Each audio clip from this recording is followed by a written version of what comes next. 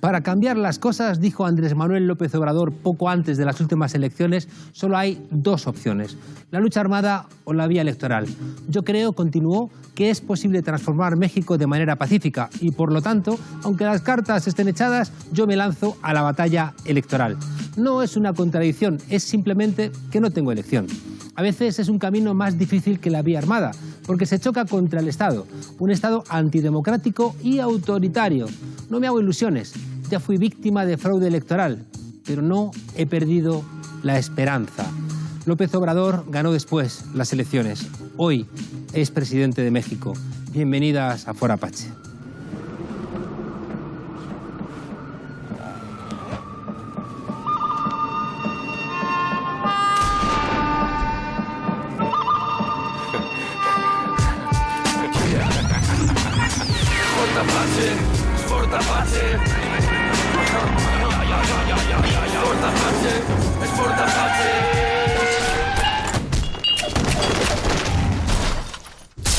Buenas noches, aquí en For Apache. Soy Juan Carlos Monedero, le saben, sustituyendo a Pablo Iglesias mientras que dura su permiso de paternidad.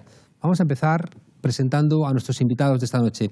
Luis Méndez, corresponsal del Universal. Buenas noches, muchas gracias por acompañarnos. Buenas noches y gracias por la invitación. Erika Alfredo Guerrero, doctorando en Ciencias Políticas de la Universidad Complutense. Gracias por la invitación. Muchas gracias. También está con nosotros José Manuel Martín Meden, periodista. Gracias por la invitación. Por favor. También nos acompaña José Deniz, profesor de la Universidad Complutense de Madrid y también de la Universidad de Zacatecas, ¿no? Exacto. Estupendo. Muchas gracias por la invitación. Gracias por estar aquí con nosotros. También nos acompaña Idoia Villanueva, que es diputada de Podemos en el Parlamento Español. Muchísimas gracias. Y cierra la mesa nuestro compañero Marcelo Expósito, diputado también en el Parlamento de En Comú Podem. Muchas gracias, Juan Carlos. Vamos a empezar con el punto de mira. En su tercer intento por llegar al poder, López Obrador ganó en julio las elecciones en México con más de 30 puntos de distancia sobre el segundo candidato. Con un discurso basado fundamentalmente en la corrupción, Obrador consiguió capitalizar el descontento de la mayoría de la población mexicana frente a los actores tradicionales que llevaban décadas protagonizando la política del país centroamericano. Una política marcada por los escándalos de corrupción, la violencia y el narcotráfico, y ahora también por las relaciones con Estados Unidos y Donald Trump. Esta noche, en For Apache, analizamos el futuro de México con la izquierda a la cabeza.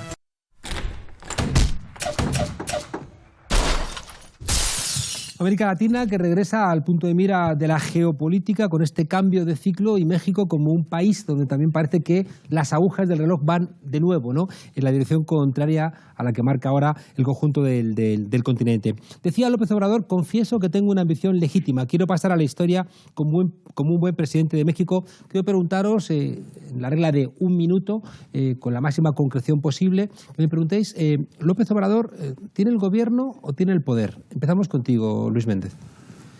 Bueno, yo creo que por ahora tiene poder y tiene mucho capital político porque evidentemente ganó unas elecciones de manera abrumadora, pero creo que en estos momentos y con los desafíos que tiene enfrente México, yo destacaría desde luego la desigualdad social y la pobreza, la corrupción y la violencia, la inseguridad, me parecen los tres temas más importantes, y en el plano exterior esas difíciles relaciones con Estados Unidos y desde luego el desafío de que México retome ese liderazgo perdido en América Latina que alguna vez tuvo pues con otros grandes países como Brasil y Argentina. En este escenario, López Obrador pues va a tener que hilar extraordinariamente fino si quiere salir de este sexenio bueno, pues respondiendo a las expectativas que se han generado en el país, que son muchas, pero en cualquier caso el escenario, Juan Carlos, es extremadamente complejo. Gracias.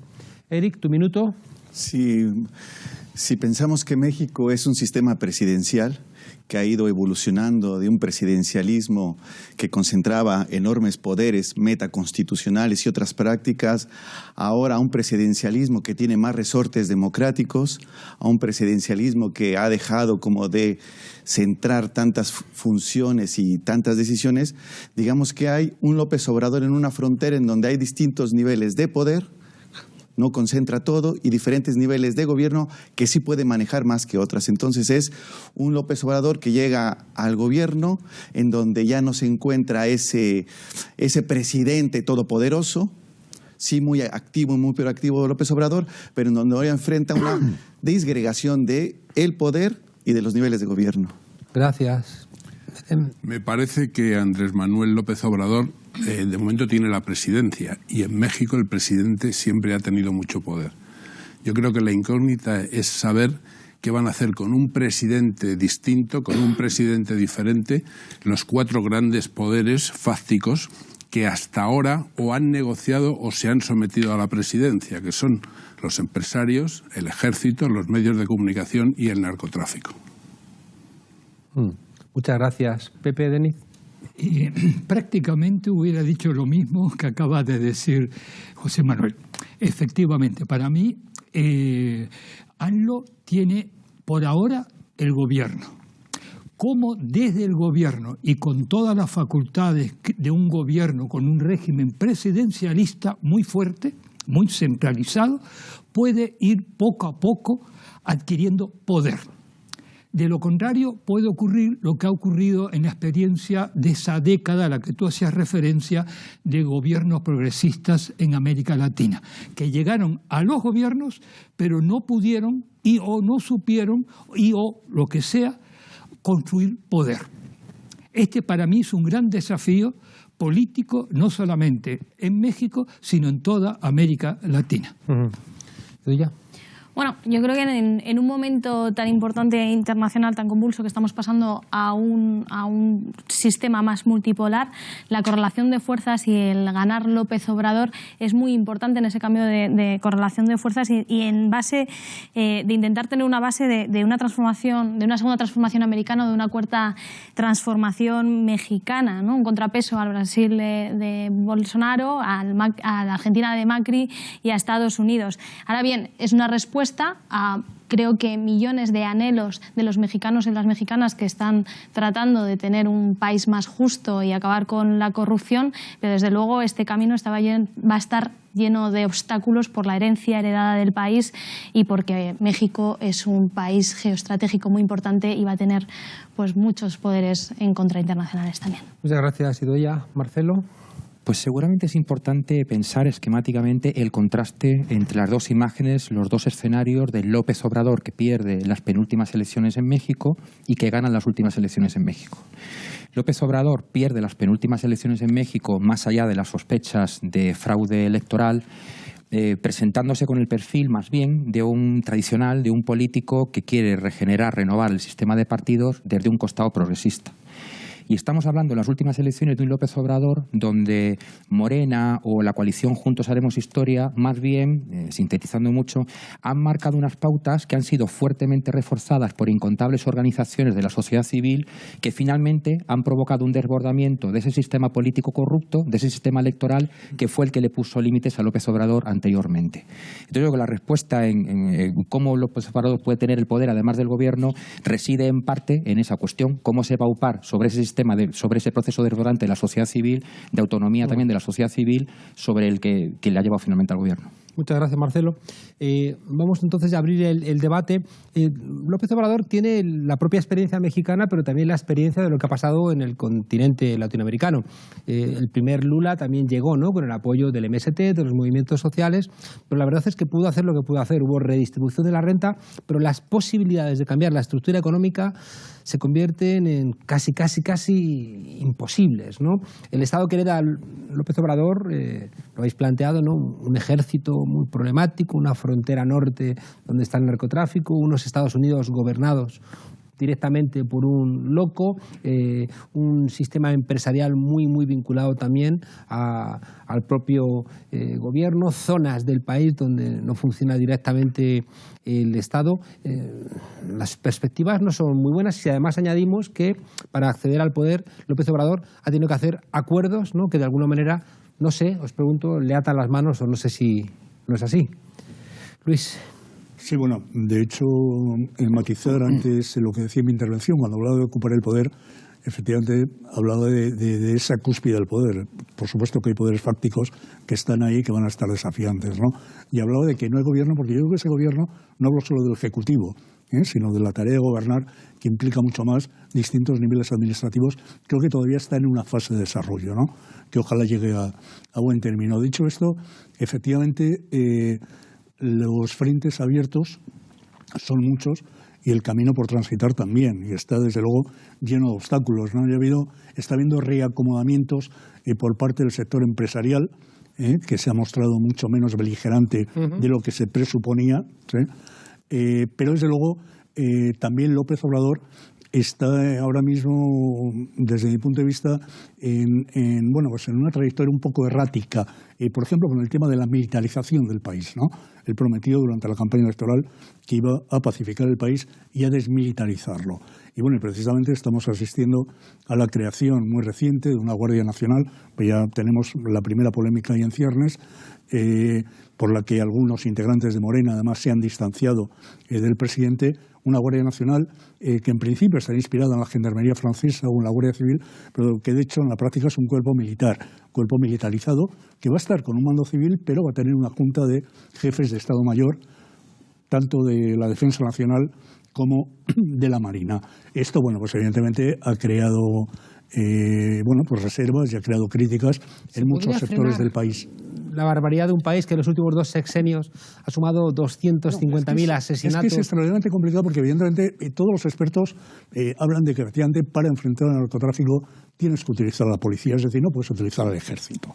Bien, ahora, dicho esto, el problema es que en México la violencia del narcotráfico ha desbordado todos los cauces imaginables. Entonces, ahora mismo en el juicio que se está celebrando en Nueva York contra el Chapo Guzmán, ¿no? Uno de los narcotraficantes más destacados de México, se ha acusado concretamente a el expresidente Peña Nieto, uno de los testigos protegidos, de haber cobrado $100 millones, ni más ni menos, por parte del narcotráfico. Evidentemente es una acusación que hay que sustentar con pruebas, pero que nos da idea del volumen de complicidades que se arrastran. Entonces, en esta tarea tienes que no solo establecer una estrategia muy firme con respecto a la lucha contra el narcotráfico, sino que cuentas con escasísimos aliados, porque la policía de México todos sabemos cómo es decir, hay una corrupción que ha calado muy profundamente y vamos a ver qué da de sí esta Guardia Nacional que nace con muy buenas intenciones, en la que AMLO confía, pero que desde luego va a tener que constituirse en un cuerpo en este sentido ejemplar, tanto en términos de moral como de eficacia. Claro. Eric. Si López Obrador ¿cómo podrá hacerle? ¿Qué hacer con los poderes fácticos? ¿Qué hacer con las contradicciones? Me gustaría una respuesta de imaginación política, de repensar las cosas. Hay factores endógenos y exógenos en la problemática de México. La fórmula Juntos Haremos Historia estaba cargada de contradicciones. No hay ningún movimiento progresista que no cargue sus propias contradicciones y para ello tiene que gestionarlas en el proceso electoral de acceso al poder como en el ejercicio del poder. ¿Cómo dirigir la política con un marco de contradicciones? Pues tendrá que ir abriendo una serie de prioridades y distintos niveles de actuación. Y ahí una de las cosas que a mí me parece que le va a dar mucha complejidad a la dirección política del país es que tiene una fuente de no una sola, sino de muchas legitimidades López Obrador. López Obrador no solamente gana porque hay un contexto que le favorece del desgaste del sistema político, la corrupción estructural del país, el expolio de los recursos públicos. También hay un país herido, cansado, dolido. Ya las familias no querían más muertes, no querían ser secuestradas. Y esa es una legitimidad que también va sobre López Obrador. Una legitimidad que no solamente viene porque él lleva 3 intentos recorriendo el país de norte a sur, de este a oeste, sino también la gente desesperada porque, aunque no tuviesen nada esa familia, eran secuestradas, eran extorsionadas. Entonces, en esta fórmula, si hay una fórmula de contradicciones de los poderes fácticos, ¿cómo te puede servir tanta legitimidad digna y humana para que tú puedas hacer frente a esos poderes fácticos? Por eso que me parece importante es cómo combinamos factores exógenos y endógenos en una cuestión de dirección política, en un recorrido de horizonte histórico que López Obrador poco a poco va a ir caminando. Y cerraría con lo siguiente. Dice López Obrador, la cuarta transformación la voy a basar en un proyecto de nación. Y la primera cosa que dice él, no voy a hacer una gestión de buen gobierno y gobernanza, sino a reconstruir el país. ¿Qué implica reconstruir el país? Cabalgando las contradicciones. No como yo llegué para profundizar la democracia, sino reconstruir el país cabalgando con las contradicciones. Si tú preguntabas qué puede hacer López Obrador en México. Bueno, yo creo que López Obrador no es ni Chávez, no es ni Evo Morales, no es Lula, ni siquiera Kirchner. ¿Cómo lo sabes? Pues porque todos los que has nombrado demostraron quiénes eran cuando empezaron a gobernar, no antes. No todos. Lula tiene una trayectoria fue de 4 elecciones cuando fue presidente de gobierno, hasta que llegó. Néstor, ¿no? cuando fue presidente de gobierno, Chávez cuando fue presidente de gobierno. Habrá que darle por lo menos, ¿no?, el beneficio de la duda, ¿o no? Digamos, no el origen y los planteamientos que ha hecho no son distintos a los que he citado, pero además el país es totalmente distinto. Es decir, cuando se habla de América Latina a veces no se tiene en cuenta que los países son muy distintos entre sí, que cada uno tiene sus peculiaridades. Y si hay un país diferente en América Latina es México, por su historia, por su proximidad a Estados Unidos, por el tremendo poder que tiene el narcotráfico, porque el sistema político mexicano ha sido el que ha engendrado la criminalidad organizada, tema fundamental para analizar la actual situación en ese país, y porque tiene un ejército que nunca dio un golpe de Estado, pero siempre ha cometido barbaridades. Entonces, yo creo que lo que Andrés Manuel López Obrador podría hacer, si es que ese es su proyecto y si tiene las posibilidades, si no se tuerce, sería la democratización de México, que es una de las asignaturas pendientes. Y él habla de eso con la cuarta transformación, ¿no? La independencia, la reforma, la revolución y ahora la democratización.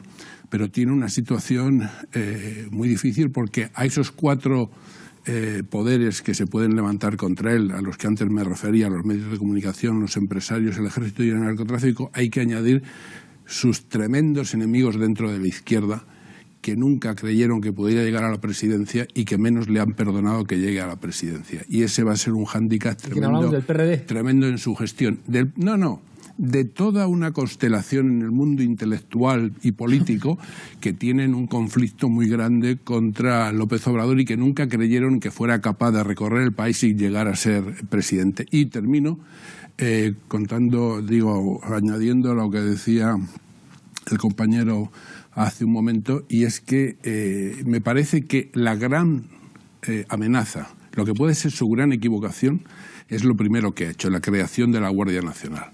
Es decir, esa tentación de recurrir al ejército como colaborador o cómplice para desarrollar su programa de gobierno, a mí me parece una barbaridad. Y de hecho, las 2 cosas que ha puesto en marcha, la Guardia Nacional y la lucha contra la corrupción en el robo de combustibles, lo ha hecho cabalgando al ejército.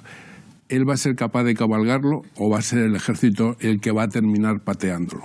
Porque además hay que tener en cuenta que esa Guardia Nacional surge porque para conseguir la mayoría cualificada que necesitaba, el PRI ha corrido inmediatamente a darle su apoyo porque sabe que le está poniendo una trampa tremenda.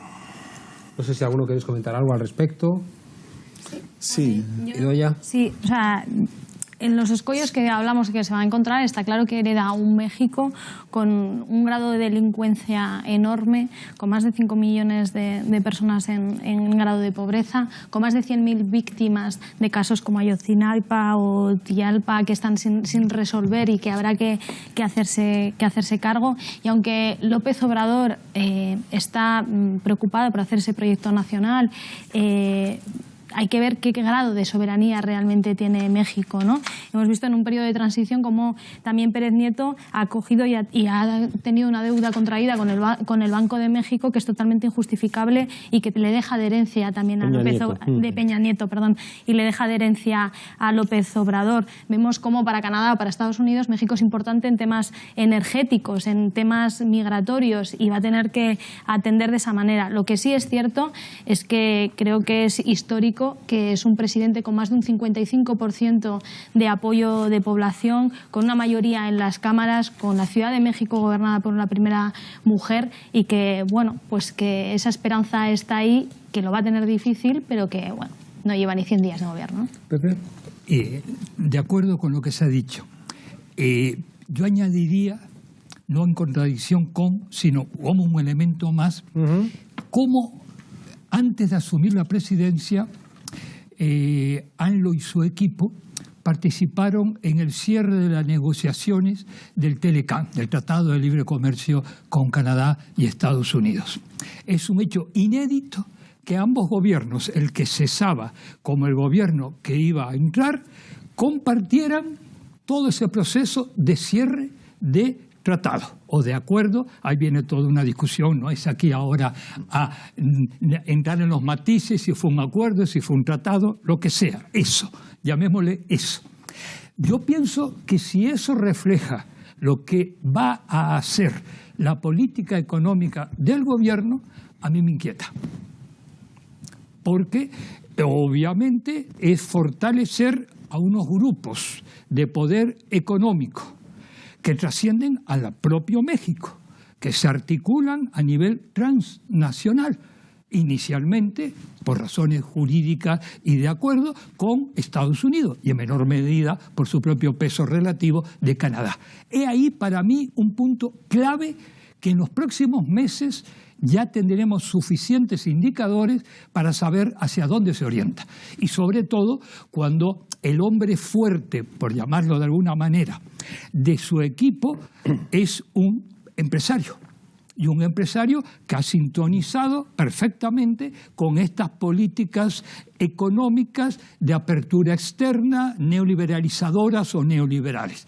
He ahí, yo creo, un punto muy importante a sumarle a todo lo que anterior se dijo. Hay una discusión después de analizar lo que han sido estos últimos años, desde el 98, ¿no? Cuando llega Hugo Chávez, gana las elecciones, ¿no? Llega en el 99, donde las agendas realmente eran post-neoliberales, ¿no? Las agendas no eran post-capitalistas. Es decir, que hay una asunción de que superar el capitalismo a día de hoy se convierte en algo francamente difícil. Y al final la evaluación de estos gobiernos no ha sido tanto, ¿no? Realmente, si cambiar las estructuras capitalistas, en Venezuela con Chávez aumentó la participación del capital en el PIB y disminuyó la del trabajo. Pero hubo un proceso de redistribución de la renta que ayudó a que millones de venezolanos vivieran infinitamente mejor, ¿no?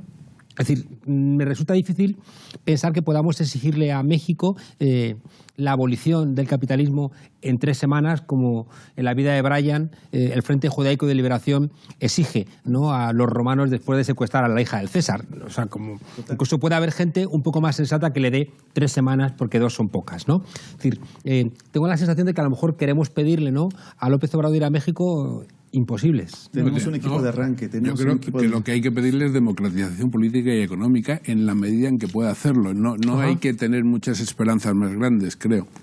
Bueno, yo sí creo que hay que tener las esperanzas. Como mexicano, las tengo muy altas, las esperanzas en México. Pero necesitamos los análisis. Ser mexicano no es un valor suficiente como para... Claro que lo es.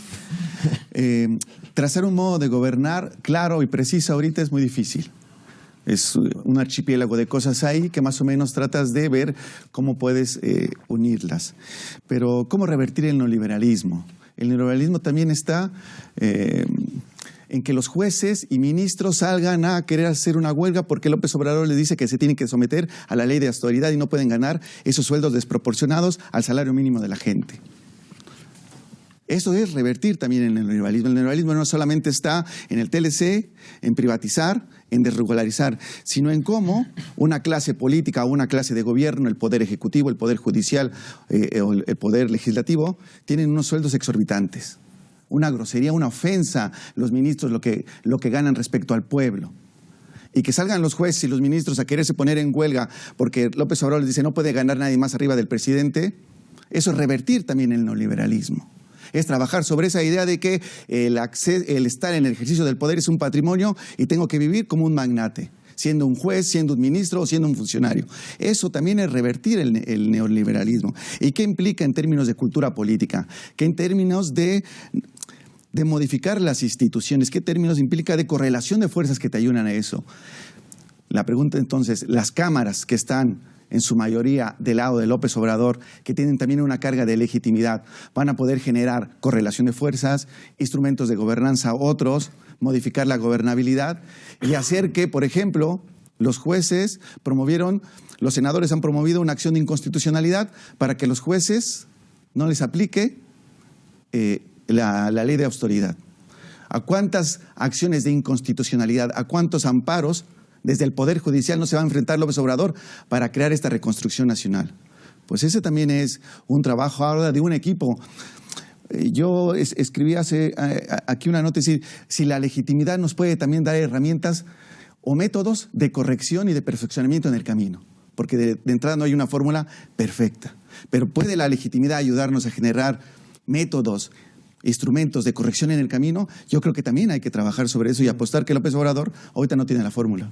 Marcelo. Sí, comentar que evidentemente la modificación de las estructuras económicas es fundamental en cualquier gobierno de este tipo y plantearse justamente una agenda posneoliberal es fundamental. Pero no tenemos que olvidar que el neoliberalismo no es solamente las políticas de las élites.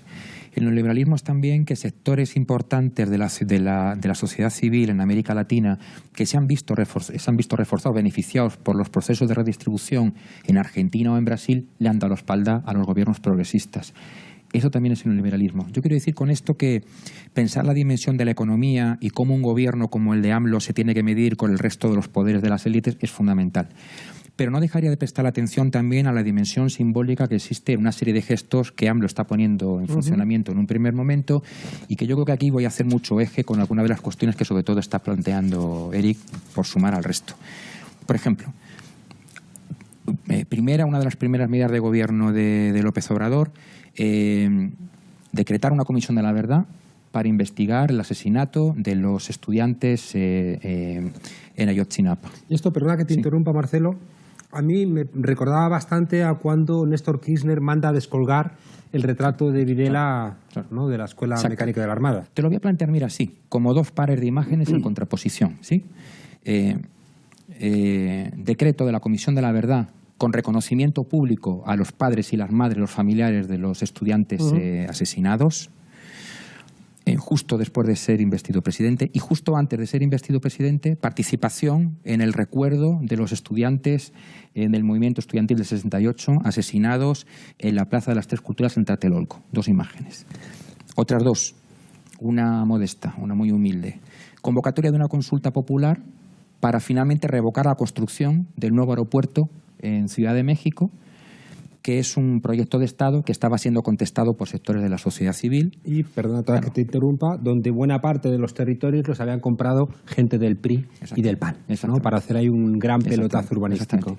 Y en contraste con eso, la respuesta destemplada del EZ, del Ejército Zapatista, cuando AMLO anuncia que va a impulsar la construcción del Tren Maya que va a atravesar el sur de México.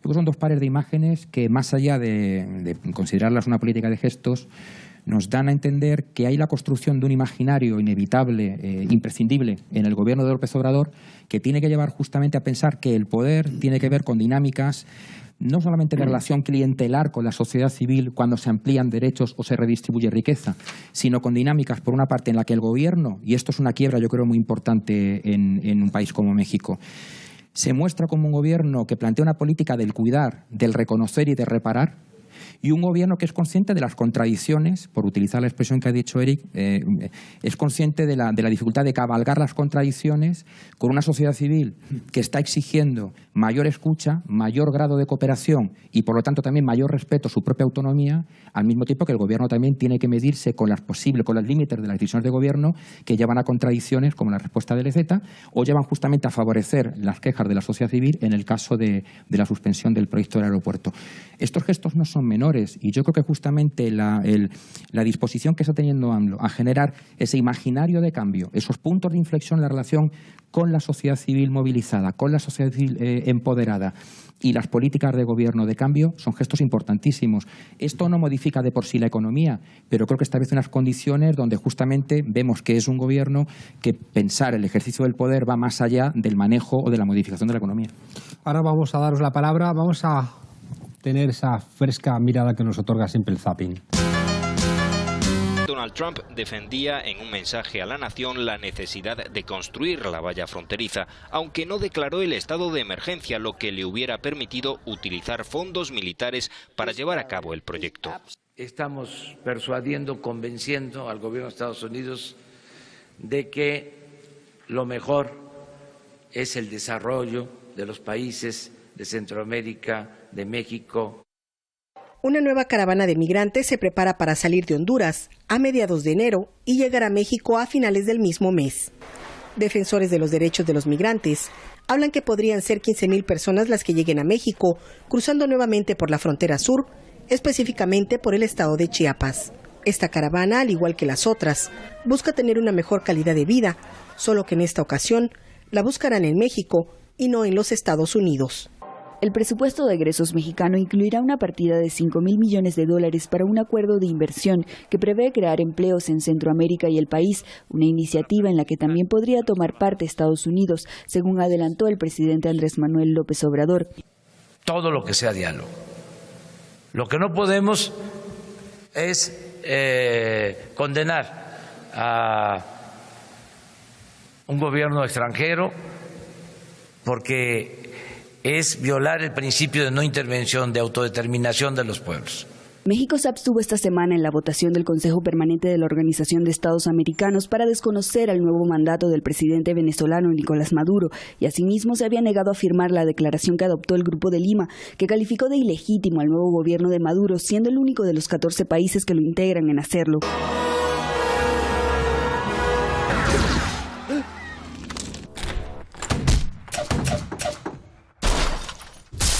Me ha llamado mucho la atención en México, por parte tanto de Morena como de López Obrador, esa insistencia en que la mejor política exterior es la política interior, ¿no? Lo contó en la Plaza del Zócalo López Obrador el día de la toma de posesión. Sin embargo, la realidad parece que le empuja a tener que asumir decisiones que son inevitablemente regionales, tanto cuando llega la caravana de inmigrantes y Estados Unidos, que es responsable en buena medida de que exista esa caravana de inmigrantes, no les deja entrar en Estados Unidos, como con esta animadversión enfermiza y patológica, ¿no?, de gente como Almagro y la OEA contra Venezuela, donde México dice, ahí no jugamos.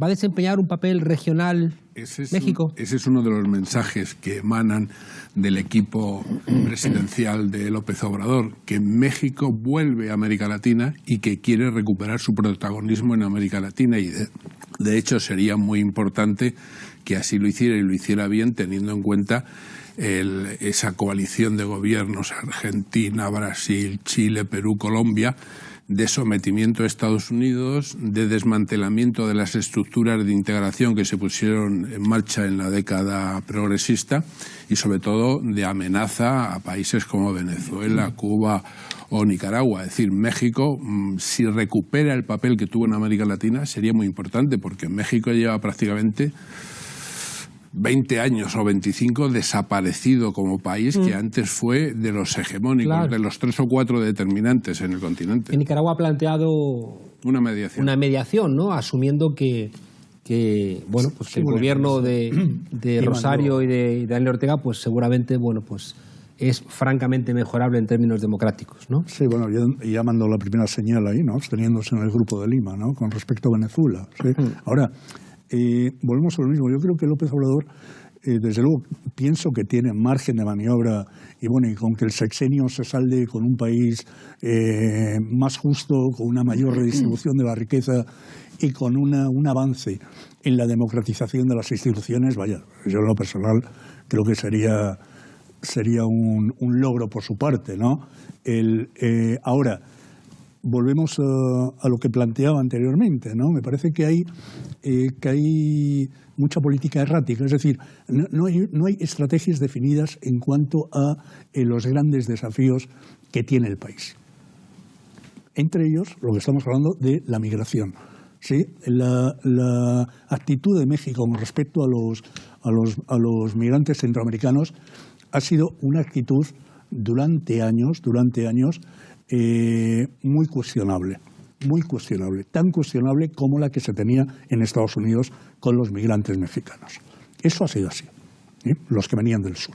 Bien, López Obrador quiere imprimir un sesgo más humanitario, más conciliatorio, pero evidentemente tienes que plantear una estrategia como la que ha planteado, el desarrollo de los países centroamericanos, que no es nada nuevo. Evidentemente, ese es uno de los focos centrales del fenómeno migratorio. Dedicar 5.000 millones, ¿no?, a intentar sanear la economía centroamericana no parece un gesto menor, ¿no? No, claro, no, desde luego, que es importante. ¿Por qué dices que es errática, que me pierdo? Bueno, es errática porque la respuesta de México con la migración centroamericana, al principio, en las primeras oleadas, fueron oleadas, se detuvieron en la frontera, pasaron los filtros, llegaron a cuentagotas a la frontera con Estados Unidos. En la frontera con Estados Unidos el fenómeno se disolvió.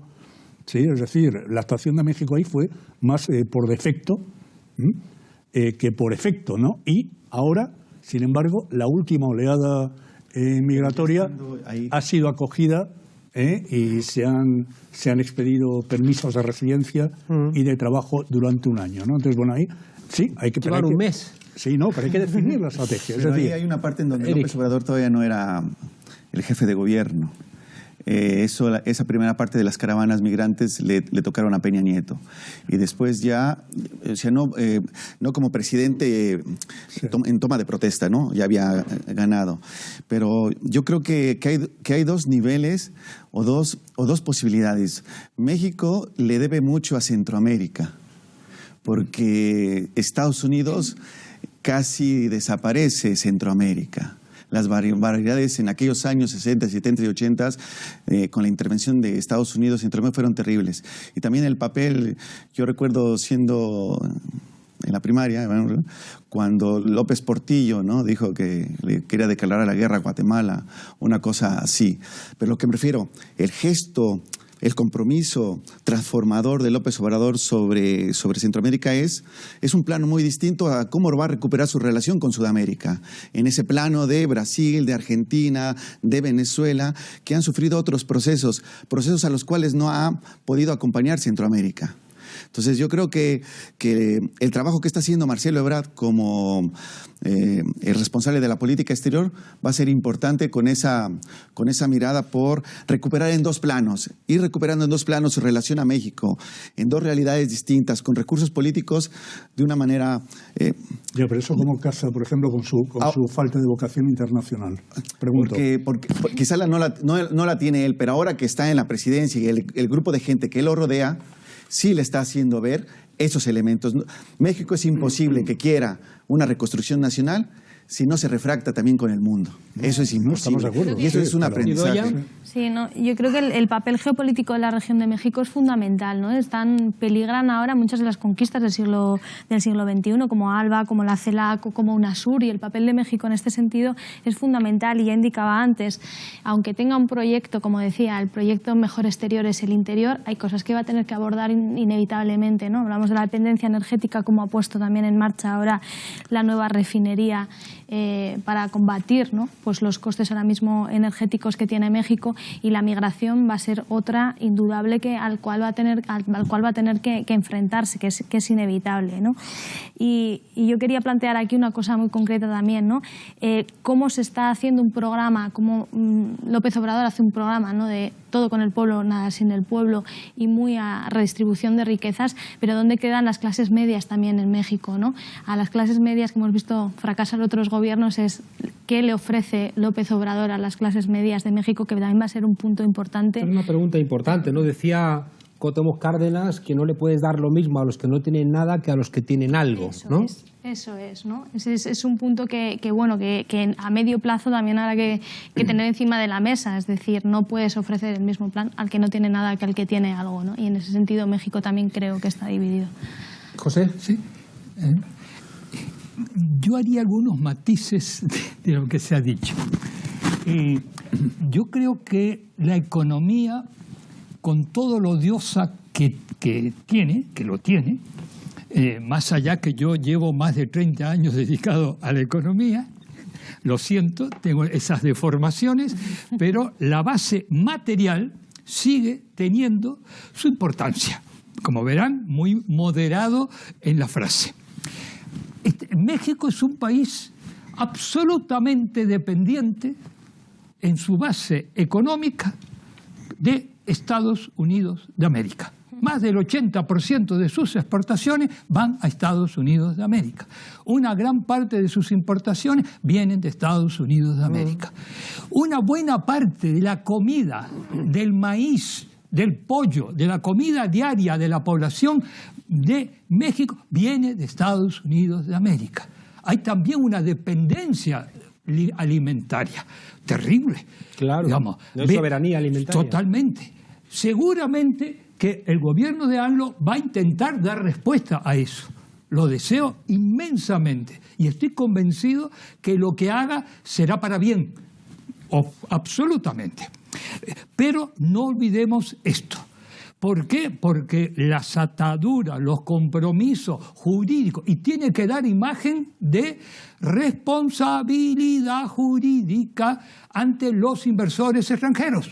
Porque las grandes inversiones que hay en México son extranjeras y son fundamentalmente de Estados Unidos y de países de la Unión Europea, incluida España, a no olvidarlo. Entonces, hay que mantener ese rigor para su propia legitimación internacional. No olvidemos a su vez que en México se han producido grados de descentralización en tomas de decisiones muy altas, sobre todo en la frontera norte con Estados Unidos, lo que implica en alguna medida una debilidad del Estado central. Y a más debilidad del Estado central, menor capacidad de negociación internacional. Ojo, todos los convenios bilaterales de los estados de México con los estados de Estados Unidos debilita, por la propia correlación de fuerzas desfavorables para México, sus relaciones internacionales. Cuidado. Digamos, cuidado porque, repito, sería el primero en ponerme contento, aunque no haya nacido en México, que le vaya lo mejor posible a la población de México, sobre todo a los trabajadores, a esas capas medias, etcétera, etcétera, sin duda. Los ricos no me preocupan, porque viven en cualquier otro lugar del mundo, aunque hayan nacido en México y ganen en México y fuera de México. A no olvidarnos que algunas de las grandes inversiones que se han hecho en España en los últimos años han venido de capitalistas, de grandes capitalistas mexicanos. A no olvidarnos que algunas de las grandes empresas europeas son de capital mexicano. Que por lo tanto no miremos como un pobre paisito del tercer mundo. No, ahí hay un empresariado muy importante y con una visión transnacional y con una racionalidad de gran empresario. Más allá de dónde naces, tu condición social te marca tus pautas de comportamiento. Entonces, en esa medida, ¿cómo no me voy a preocupar la política internacional de México? Primero, porque su historia está totalmente vinculada, inclusive habiendo perdido más de 1 millón de kilómetros cuadrados hace un siglo atrás, que se quedó en Estados Unidos, que se lo quedaron en Estados Unidos. Se lo robaron, exacto. Yo quería ser políticamente más correcto, pero ningún problema si el moderador usa el término, lo suscribo. Pero también mi total simpatía a un gobierno de aquel entonces y a un pueblo que recibió a cientos y cientos de inmigrantes españoles por razones políticas e ideológicas. Viva esa gran solidaridad con los... Claro, pero también con los latinoamericanos, de los golpes de Estado de América Central, del Caribe. No nos olvidemos que el Caribe también existe, digamos, plagiando a algún escritor uruguayo que se refería a Uruguay, y América del Sur, obviamente. La política exterior es bien importante. Claro. Viva la política interna, sin duda, pero la política interna y la política externa son dos caras de un mismo proceso. No lo olvida. Las grandes figuras latinoamericanas han sido favorecedoras de la integración, ¿no? Fueran Lázaro Cárdenas, fuera Perón, fuera Hugo Chávez, fuera... Pero incluso movimientos... Bolívar, claro. Movimientos moderados, como el aprismo. A no olvidarnos que el APRA, Alianza Popular Revolucionaria Americana, nació en México de la mano de un peruano, Aya de la Torre, pero nació en México, ojo, no lo olvidemos, hace ya 80, 90 años atrás. Va por ahí un poco mis reflexiones para no monopolizar la palabra, perdón. Sí, me gustaría introducir dos cuestiones nuevas muy brevemente. La primera, Andrés Manuel López Obrador tiene la presidencia y la mayoría en las dos cámaras y el gobierno de la Ciudad de México. Y además se enfrenta a los tres partidos históricos, el PRD, el PAN y el PRI, que están desmantelados. Por lo tanto, la oposición que va a padecer, me parece, no va a ser la del juego parlamentario en México, sino va a ser la de los poderes fácticos, sobre todo los empresarios transnacionalmente vinculados, y sobre todo la campaña internacional que va a tratar de hacerle mierda, partiendo de las derechas latinoamericanas y con una gran complicidad desde Estados Unidos y también desde la Unión Europea. Y ahí, para mantener su legitimidad, lo que tiene que hacer es establecer una política de comunicación que le permita dirigirse directamente a los mexicanos para explicarles qué es lo que está haciendo. Y segunda cuestión, el PRI tiene una deuda con la cuestión fundamental que afecta a Centroamérica y también radicalmente a México, que es la violencia producto del narcotráfico. El narcotráfico se extendió y se fortaleció en México y convirtió a Centroamérica en el canal para el transporte de la cocaína desde Colombia, cuando Miguel de la Madrid, el presidente, fue el cómplice de Donald Reagan, el presidente de Estados Unidos, para la operación encabezada por la CIA de financiar a los contras antisandinistas con el dinero del narcotráfico. Eso creó los cárteles y su tremendo poder actual, y eso ha convertido a Centroamérica en un conjunto de pueblos sometidos por la miseria y la violencia. Nos hemos comido el tiempo y había dos asuntos esenciales que tengo que pediros que en el minuto que os queda de conclusiones intentéis, en la medida de lo posible, cuando menos comentarlo. Uno es, hemos visto cómo en la toma de posesión López Obrador le prestó muchísima atención al ceremonial indígena, ¿no? Pero al mismo tiempo que parece que tiene un diálogo, ¿no?, con sectores indígenas, parece que amplios, tiene un desencuentro muy evidente el EZLN con él, más que él con el EZLN, ¿no?, que es algo que no deja de generar cierta perplejidad, y algunos entendemos que tiene que ver con errores del EZLN que anda errático, es decir, de despreciar la lucha electoral, pero después al final presentarte, no tener ni siquiera los avales, es decir, un comportamiento que creo que no es tácticamente acertado. Y el segundo elemento, que para mí es esencial, para mí es de los que más me interesan ahora mismo de lo que está pasando en México, porque creo que es la garantía de que eso no fracase, es lo que está pasando con Morena. Es decir, creo que, a diferencia de lo que para mí es el gran fracaso de los gobiernos de la izquierda latinoamericana, que es su incapacidad de construir un partido en movimiento, ha pasado en Venezuela, ha pasado en Ecuador, ha pasado en Argentina, ha pasado en Brasil. Ellos han aprendido de esta lección y están intentando que Morena sea ese partido en movimiento que no simplemente nutra de cargos a los gobiernos y por tanto se quede vaciado como tal partido, sino que mantenga cierta estructura propia y al mismo tiempo mantenga una relación con la base social para que no ocurra como le ocurrió, por ejemplo, al PT. Yo creo que esos dos elementos, ¿no?, esa recuperación del diálogo con el mundo indígena y, por otro, ser capaz de no fallar de nuevo, ¿no?, en la construcción del partido en movimiento, son dos elementos de esperanza. Vamos a la regla del minuto. En un minuto, vuestras conclusiones de lo que entendáis que es más relevante, y empezamos contigo, Luis. Bueno, pues yo creo que, en definitiva, López Obrador, como decía antes, tiene un capital político extraordinario, y yo espero que no lo malgaste, ¿sí? Tiene retos ante sí imponentes, y habrá que ver cuál es el espacio que logra ocupar como gobierno, ¿sí?, con una propuesta, con las propuestas alternativas que está ya manejando, y si yo creo que debería efectivamente afinar algo más esas estrategias en cuanto a los grandes desafíos mexicanos, porque yo creo que los poderes fácticos están ahí, pero desde luego el empresariado en los últimos tiempos se ha reacomodado.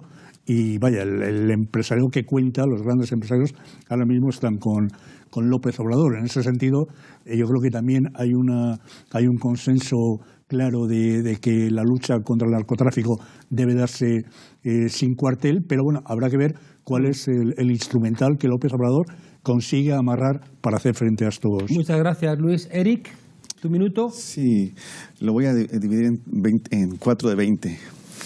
Primero, una fórmula de partido-gobierno para Morena y el gobierno es pensar en que hay 3 legitimidades de contenidos, resultados y procedimientos. ¿Cómo van a poner gobierno y partido a caminar esas tres posibilidades de legitimidad. Segundo, en el horizonte histórico de lo que está ocurriendo en México, no solamente hay una legitimidad por el proceso electoral, sino de las luchas históricas. Y el EZLN tiene una legitimidad histórica en este proceso de cambio. El tercer punto es que no solamente está gobernando López Obrador, está gobernando el Poder Judicial y el Poder Legislativo. Y hay un grupo de iniciativas del Senado y de la Cámara, que aquí para nuestros compañeros del Parlamento, que se llama Iniciativas del Parlamento Abierto, es decir, van a tratar de transparentar todas las reuniones de las comisiones de alto gobierno que hay en el Parlamento. Y finalmente, en noviembre tuvimos el Foro de Pensamiento Crítico en Buenos Aires y toda la gente que estaba ahí decía, este foro es la casa de los pensamientos críticos, pero también mucha gente dijo, nosotros vemos a México como la casa de las esperanzas en plural. Muchas gracias, Eric. José Manuel.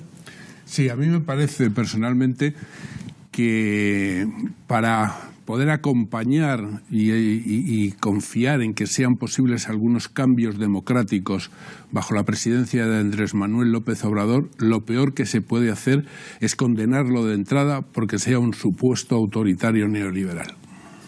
Gracias. Sobre el PP, Denis. Sí, sobre lo indígena. Una clave es cómo se renegocian las relaciones entre los zapatistas y Morena. Y el gobierno. Ahí nos dará una pista del resto de política hacia las distintas comunidades indígenas mexicanas. Con respecto al segundo punto, totalmente de acuerdo. Es clave lo que ocurra con la organización política que apoya al gobierno. Si esta no se articula, no se estructura, no tiene determinados elementos, pues el gobierno será mucho más débil y el futuro será menos esperanzador. Y lo último sobre, por supuesto, que si hay ya avances democráticos, sociales, de distribución del ingreso, de distribución, de disminución de las desigualdades, eso ya es positivo. Pero cuidado, porque también al haber muchas expectativas, puede haber grandes frustraciones. Gracias, Idoia.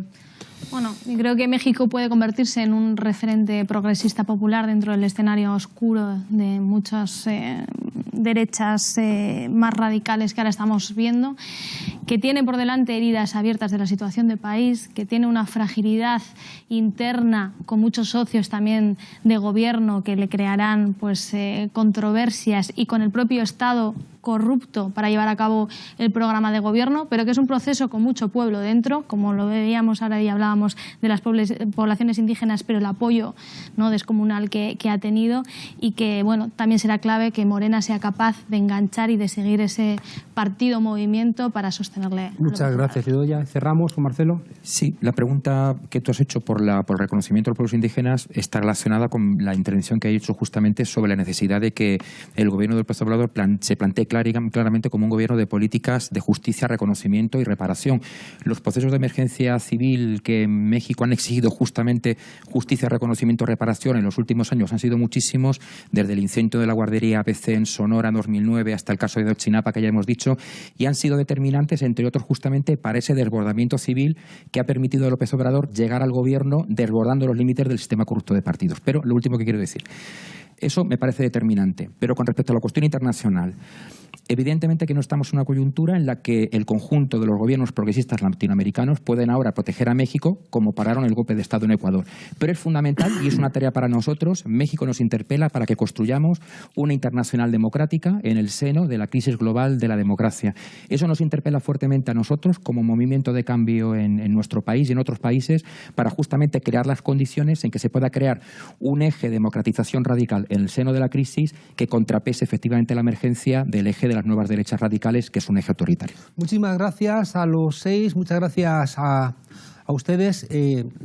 Estamos convencidos de que López Obrador, esa figura austera y llena de coraje, es una inyección de vitalidad democrática a un continente que tiene ahora profundos nubarrones en el horizonte.